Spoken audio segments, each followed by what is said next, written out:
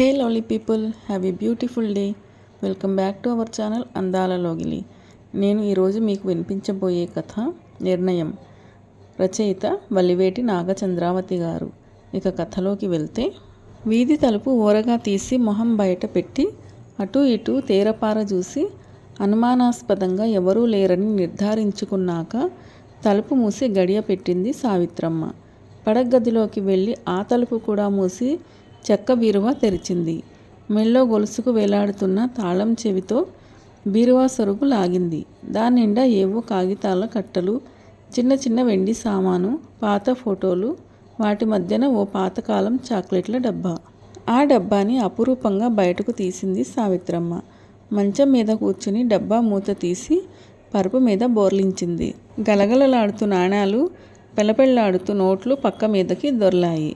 చెయ్యొకసారి పమిట కొంగుకి బాగా తుడుచుకుని ఆ సొమ్ము లెక్క పెట్టడం మొదలుపెట్టింది సావిత్రమ్మ.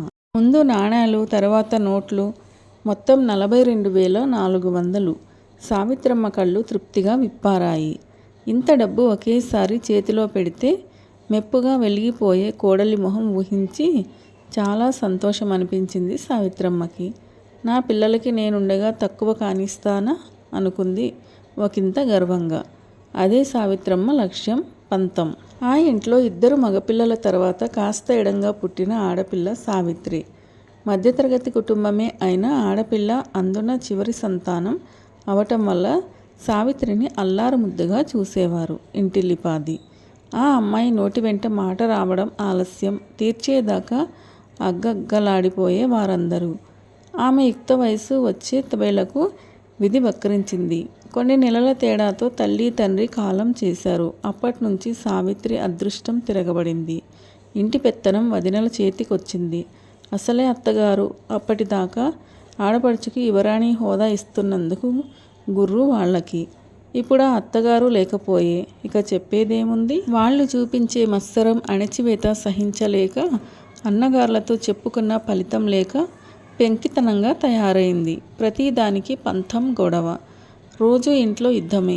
ఇంటిలోన పోరు ఇంతింత కాదయా అని ఆ అల్లరి ఆగం భరించలేక తొందరగా పెళ్లి చేసి పంపించేయాలనే నిర్ణయానికి వచ్చారు అన్నగార్లు.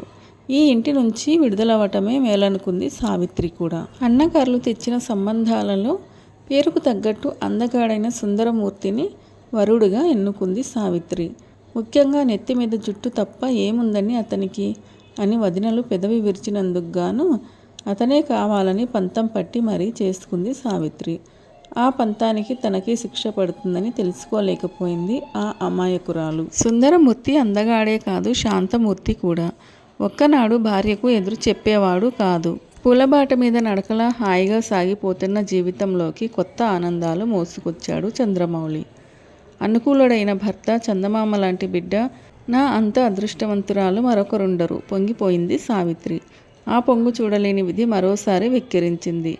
రోడ్డు ప్రమాదంలో సుందరమూర్తి మరణించాడు. అంధకారంలో కూరుకుపోతున్న ఆమెను పాపమని సానుభూతి చూపించలేదు సరికదా. కాస్త వెనక ఆస్తి ఉన్నవాణ్ణి చూస్తామంటే విన్నదా? ఇప్పుడు చూడండి, దరిద్రమంతా మా నెత్తిన ఎక్కబోతోంది.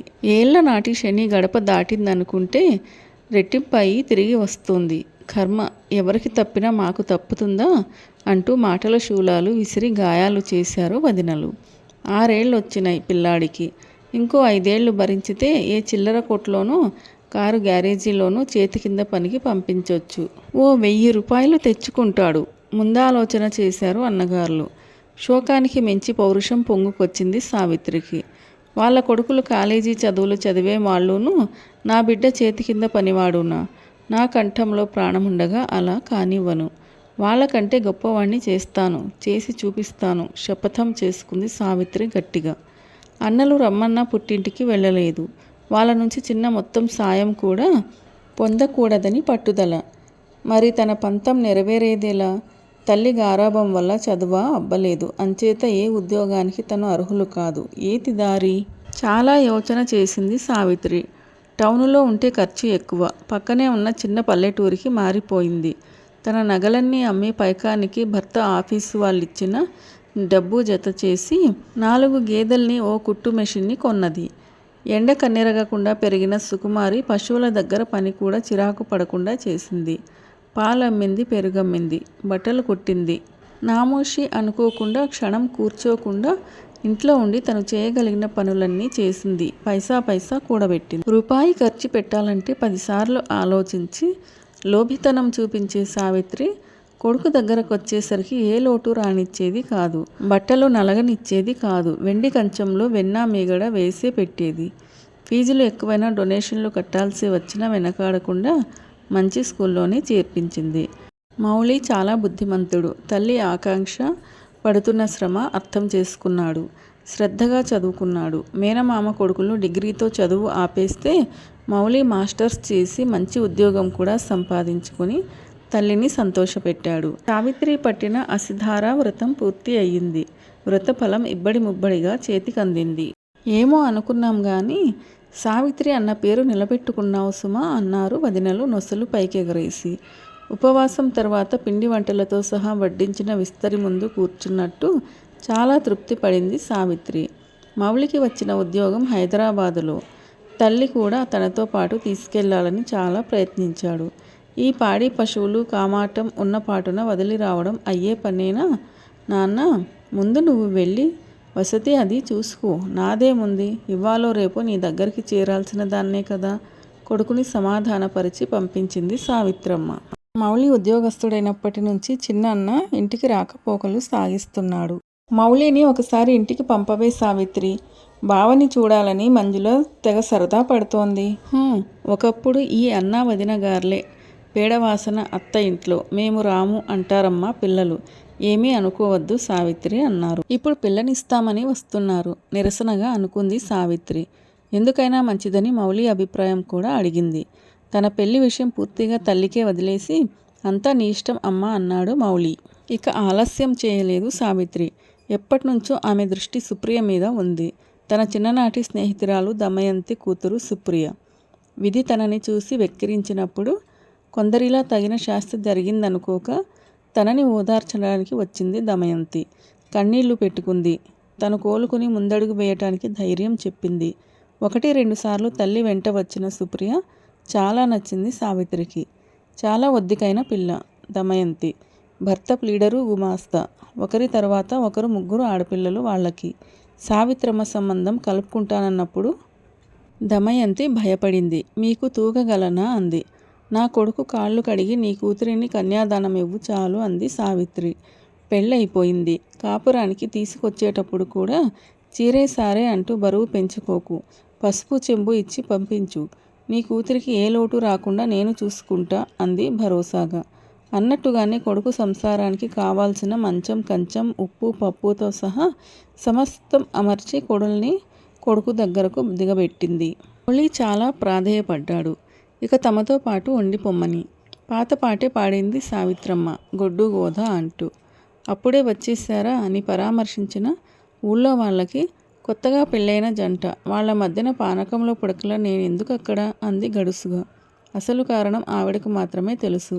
సిటీలో కొడుకు తీసుకున్న అపార్ట్మెంట్లో మార్బల్ వేసిన ఫ్లోరింగు, సన్గ్లాస్తో తలతల్లాడుతున్న వార్డ్రోబ్సు, మాడ్యులర్ కిచెన్ అన్నీ చూసి ఉబ్బి తబ్బిబ్బైపోయింది సావిత్రి. కానీ సుప్రియకి మాత్రం తృప్తిని అనిపించలేదు. అంత క్రితమే ఆ కమ్యూనిటీలో ఉన్న స్నేహితుడి ఇంటికి భార్యను తీసుకెళ్లాడు మౌలి పరిచయం చేద్దామని. వాళ్ళ ప్లాటు వైభవం ఏమని చెప్పాలి. ఖరీదైన ఫర్నిచర్తో కలకల్లాడిపోతోంది. తమ ఇంట్లో ఏమున్నాయి? కేన్ కుర్చీలు 4, నవారు మంచాలు 2ను. ఇల్లు బావుంటే సరా, దానికి తగ్గ ఫర్నిచర్ లేకపోతే ఇలా అయ్యవారి నట్టిళ్ళల్లనే ఉంటుంది అంది పెదవి విరిచి భర్తని. ఒక్క టీవీ అయినా తీసుకుందాం అని ప్రాధేయపడితే నా ఎడ్యుకేషన్ లోన్ తీరేదాకా నోరు మెదపవద్దు అన్నాడు ఖచ్చితంగా. పేలబడిపోయిన కోడలి మొహం చూడగానే నీ కూతురికి ఏ లోటు రానివ్వను అని స్నేహితురాలికిచ్చిన మాట గుర్తుకొచ్చింది సావిత్రమ్మకి. బాధపడకే అమ్మాయి, ఒక్కొక్కటి నేను కొనిపెడతాగా అంది. అలా అభయం ఇచ్చాక ఇంకా అక్కడే ఉండి తిని కూర్చుంటే ఎలా? తిరిగి రావడం ఏమిటి? పనిలోకే దిగిపోయింది. ఈసారి రెట్టింపు కార్యదీక్షతో. మౌలి ఉద్యోగస్తుడయ్యాక బలవంతాన గేదెల్ని అమ్మించేశాడు. మిగతా పని చేయడానికి కూడా పాలేరుని కుదిర్చాడు. ఊరికి వచ్చి రాగానే సావిత్రమ్మ చేసిన మొదటి పని తల్లి జ్ఞాపకార్థం అమ్మకుండా ఉంచుకున్న ఒకే ఒక్క గొలుసుని తెగ నమ్మి చంటి పిల్లలున్న ఇళ్లల్లో ఆవు పాల గిరాకీ ఎక్కువగా ఉందని ఒక ఆవుని ఇంకో గేదెని కొనేసింది. పాలేరుని కాస్త మానిపించేసింది. కంటి చూపుకి కాస్త ఇబ్బందిగా ఉంటోందని మూలన పెట్టేసిన కుట్టు మిషను దుమ్ము దులిపి సమయం దొరికితే చాలు టకటకమనిపించేస్తోంది. ఊర్లో ఇదివరకు సావిత్రమ్మ జాగ్రత్త మనిషి అని మాత్రమే అనుకునేవాళ్ళు. ఇప్పుడైతే ఎంత పిసినారో, ఎంగిలి చేత్తో కాకిని తోలట్లే అని చెవులు కొరుక్కుంటున్నారు. అనుకోరా మరి, వెన్న తీసిన మజ్జిగని, పెరట్లో కాసిన పువ్వుని, కాయని ఇదివరలో బీదా బిక్కి అడిగిన వాళ్ళకి ఇచ్చేస్తుండేది. ఇప్పుడు ప్రతిదానికి ఖరీదు కట్టే తీరుతోంది. అలా 6 నెలలు గీసి గీసి పోగేసిన కష్టం ఈ 42,000.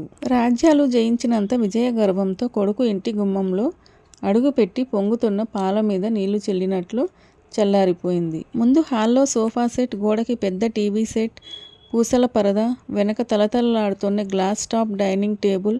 ఇది తన కొడుకు ఇల్లేనా? రండి రండి అత్తయ్య, సుప్రియ ఆప్యాయంగా లోపలికి ఆహ్వానించేదాకా అలాగే నిలబడిపోయింది సావిత్రమ్మ. హాల్లోనే కాదు, అన్ని గదుల్లోనూ కొత్త వస్తువులు వచ్చి చేరాయి. మిక్సీ, ఫ్రిడ్జ్, వాషింగ్ మెషిన్, పడగదిలో ఊరంత మంచం, పరుపు. ఇవన్నీ ఒక్కసారిగా ఎలా? ఏం చేయమంటావమ్మా?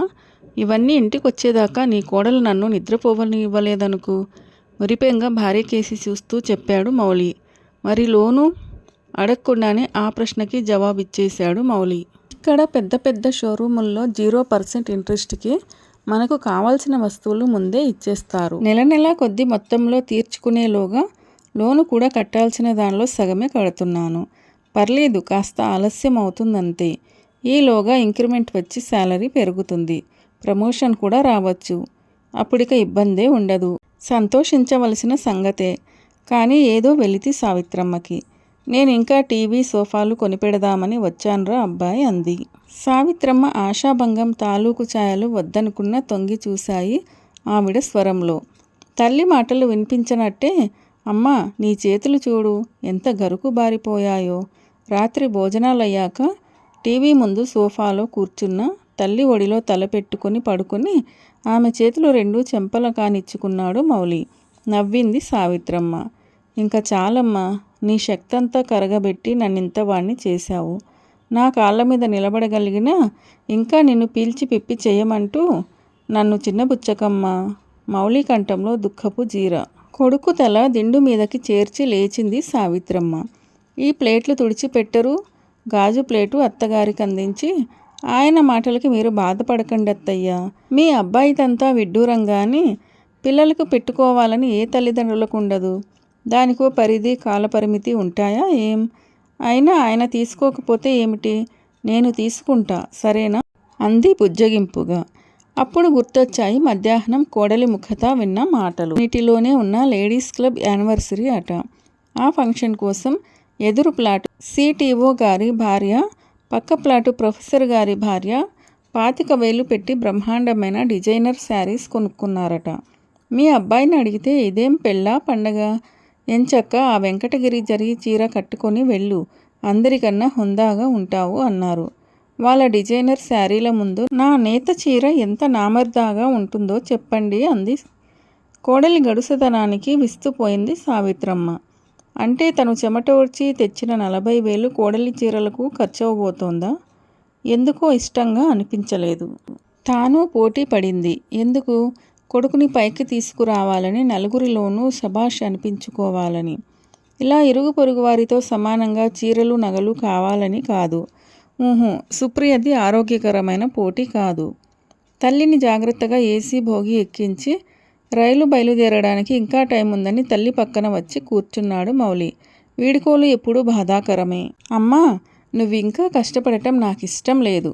ఆ లంపటాలన్నీ వదిలించుకుని తొందరగా నా దగ్గరకు వచ్చేయవు. కొడుకు గొంతులో ఆర్తికి కదిలిపోయి ప్రేమగా చూస్తూ తలూపింది సావిత్రమ్మ. రైలు కదిలింది. సావిత్రమ్మ తల్లో ఆలోచనల చెదల పుట్ట కూడా కదిలింది. తనిప్పుడు వెనక్కి వెళ్ళి పని చేసేదేముంది? మళ్ళీ డబ్బు కూడబెట్టడానికా? ఎందుకు? తన కొడుకే అవసరం లేదు. ఆడంబరాలకి తానివ్వలేదు. అందుకే తీసుకెళ్లిన దాంట్లో 20,000 మాత్రమే తప్పనిసరై కోడలి చేతిలో పెట్టి వస్తోంది. పోనీ కొడుకు ప్రాధేయపడినట్లు వాళ్ళ దగ్గరికి చేరిపోయి కృష్ణారామ అనుకుంటూ కాలం వెళ్ళబుచ్చడమా? తనకింకా పనిచేయగల వయస్సుంది, సత్తువ ఉంది. 20 సంవత్సరాలకు పైగా పనికి అలవాటు పైన శరీరం, మనసు అందుకు ఎదురు తిరుగుతున్నాయి. మరేం చేయడం? స్టేషన్లో బండి ఆగింది. గంట ఆలస్యంగా. అప్పటికే మునిమాపు వేళయింది. సిటీ బస్ కోసం ఎదురు చూడకుండా షేర్ ఆటోలో పక్క ఊర్లో ఉన్న ఇంటికి చేరుకునేసరికి దీపాలు పెట్టేశారు. గేటు తెరిచి లోపలికి అడుగు పెడుతూ ఆగిపోయింది సావిత్రమ్మ. ఇంటి వరండాలో 5-6 చాపలు పరుచుకొని పడుకోబోతున్నారు. ఎవరిది? గద్దించింది. నేనమ్మా, తవిటమ్మని. వరండా మెట్లు దిగి వీధి లైటు వెలుతురులోకి వచ్చింది తవిటమ్మ. నువ్వా? అంది సావిత్రమ్మ గాబరా తీరి. నువ్వు ఎటూ లేవు కదా అని వరండాలో పిల్లలు మేము పడుకుంటున్నామమ్మా. తవిటమ్మ సంజాయిషి ఇస్తోంది, పక్కలన్నీ పోగు పెట్టేస్తూ. పర్లేదు పర్లేదు, లేవకండి, పడుకోండి అంది సావిత్రమ్మ తాళం తీసి లోపలికి వెళ్తూ. మొన్నటిదాకా పాలేరుకి సాయంగా పశువుల దగ్గర ఇంట్లో పని చేసి పెడుతుండేది తవిటమ్మ. తను ఊరు వెళ్లే ముందే తెలిసింది. కాలువ గట్టున వేసుకున్న 4 పూరి గుడిసెలు అగ్నిహోత్రుడికి నైవేద్యమయ్యాయని. వాటిల్లో ఒకటి తవిటమ్మది. సరిగ్గా కొడుకు దగ్గరకెళ్లే ముందు రోజు పిల్లల్ని వెంటేసుకొచ్చింది తవిటమ్మ. అమ్మా, మొండి గోడల్ని మిగిల్చిందా అగ్గి? ఎలాగో ఆ గోడల చాటునే ఉడకేసుకుంటున్నాం. రాత్రిళ్ళే ఆరు బయట చలికి బిడ్డలు బిగదీసుకుపోతున్నారమ్మా. ఓ 1000 అప్పిచ్చినావంటే 4 వాసాలు పాతి పైన తాటాకులు కప్పుకుంటావమ్మా. నీ పేరు చెప్పుకుని బిడ్డల్ని బతికించుకుంటానమ్మా అని కాళ్ళావేళ్ళ పడింది. నిజంగా జాలేసింది. కానీ కొడుకు కోసం దాచిన రొక్కంలో మొరిక ఎలా పెడుతుంది? అయినా తనకు మాలిన ధర్మం కూడదన్నారు పెద్దలు. నా దగ్గరెక్కడుందే తవిటమ్మ? డబ్బుకి ఇబ్బంది ఉంటోందనే కదా నిన్ను కూడా పని నుంచి మాన్పించాను అంది కారుణ్యాన్ని వెనకపెట్టి. ఆ రాత్రి నిద్రాదేవత సావిత్రమ్మని కనికరించలేదు. రైలు ఆగినప్పుడు నిలిచిపోయిన ఆలోచనలు జోరీగల్లా మనసును చుట్టిముట్టి గీపెట్టాయి. ఈసారి సంపాదించినది తనే గాజులో గొలుసులో చేయించి వేసుకుంటేనో? అయ్యో రాత! నగల మీద వ్యామోహం 25 ఏళ్ల క్రితమే చచ్చిపోయింది. ఇప్పుడు లేచి రమ్మంటే వస్తుందా? అదా ఇదా అన్న గుంజాటాన మూలంగా సావిత్రమ్మ తెల్లవారుజాము దాకా ముసల్తూనే ఉంది. అమ్మా, అమ్మగారు! తవిటమ్మ కేకలతో మెలకువ వచ్చింది సావిత్రమ్మకి. గోడకున్న వెంకన్న క్యాలెండర్కి దండం పెట్టుకుంటూ లేచి వీధి తలుపు తెరిచింది. వరండా కడిగి ముగ్గేశానమ్మా, వెళ్ళేటప్పుడు చెప్పిపోదామని పిలిచాను అంటోంది తవిటమ్మ.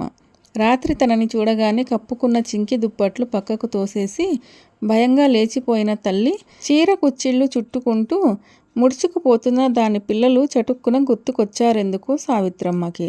అప్రయత్నంగానే తవిటమ్మ అని పిలిచింది. గేటు వరకు వెళ్ళిన తవిటమ్మ వెనక్కి తిరిగింది.